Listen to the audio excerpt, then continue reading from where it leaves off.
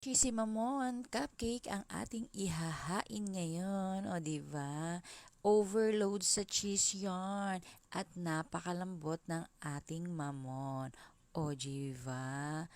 Tingnan niyo naman. O so tara na, gawa na tayo. Apat na egg yolk, sugar, and iki-creaming lang natin yan. And then, pag na-dissolve na yung sugar, idadagdag na natin yung ating oil and milk.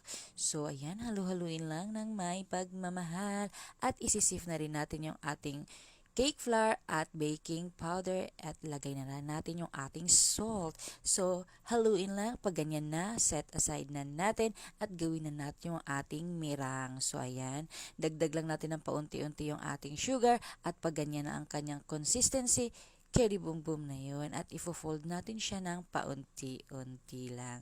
So, syempre dahan-dahan lang. Dapat talaga may pagmamahal.